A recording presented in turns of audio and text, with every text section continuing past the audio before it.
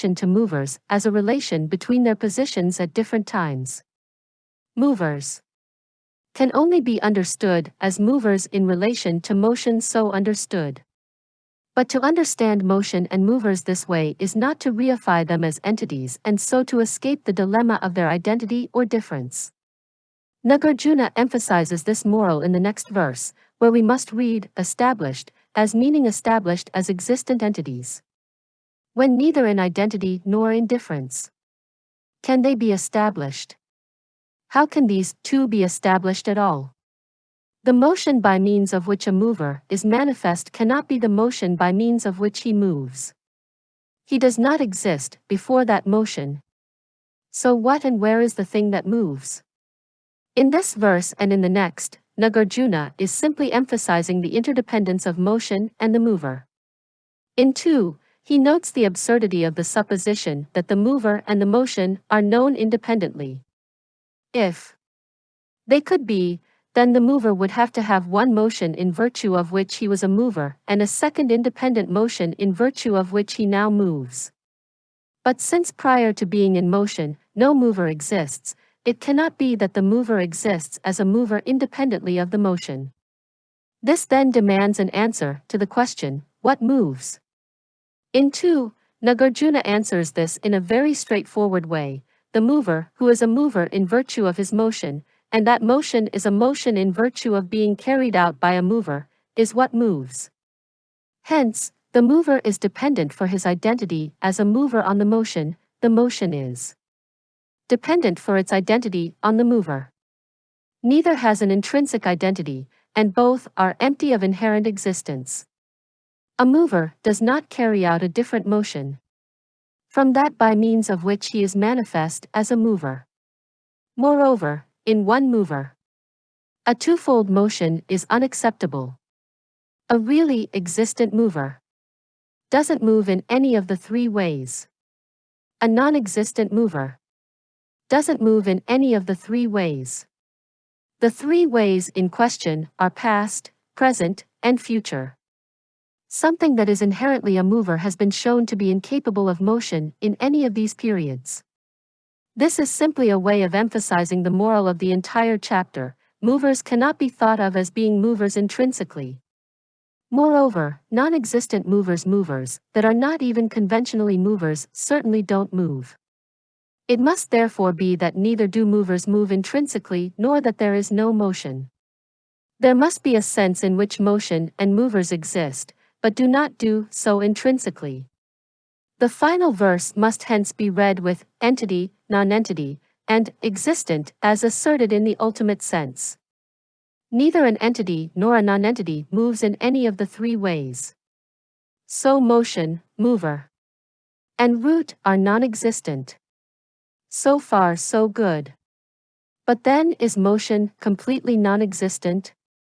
Is the entire universe static according to Madhyamika philosophy?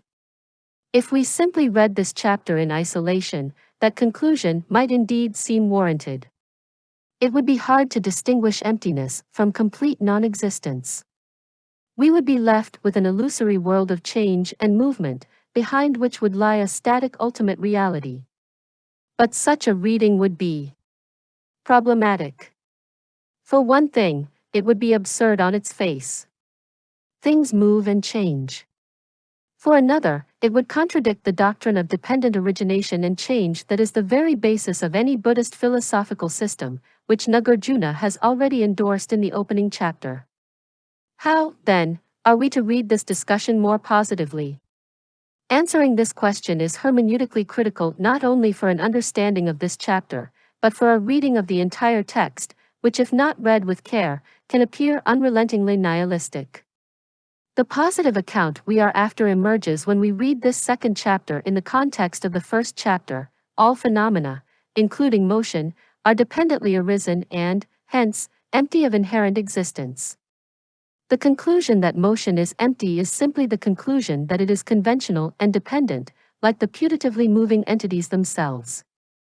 Since there is no implicit contrastive, inherently existent, ultimate reality say of the static, or of stasis, this conclusion does not lead us to ascribe a second class, or merely apparent existence to motion or to movers. Their non-existence is simply their lack of existence as substantial entities. Existence of a sort is hence recovered exactly in the context of an absence of inherent existence. But existence of what kind? Herein lies the clue to the positive construction of motion that emerges. The existence that emerges is a conventional and dependent existence. Motion does not exist as an entity on this account, but rather as a relation, as the relation between the positions of a body at distinct times and, hence, as dependent upon that body and those positions.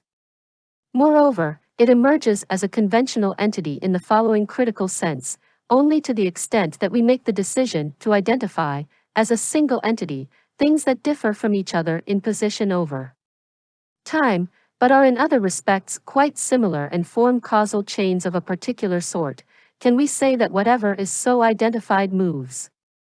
And this is a matter of choice.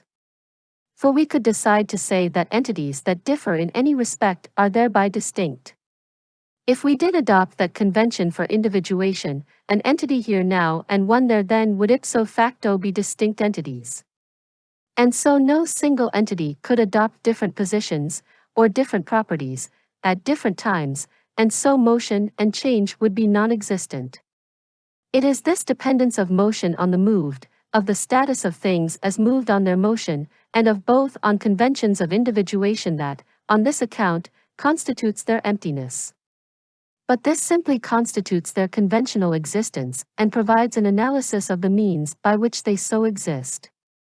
The emptiness of motion is hence seen to be its existence as conventional and as dependent, not other than its conventional existence. In understanding its emptiness in this way, we bring motion, change, and movable and changeable entities back from the brink of extinction.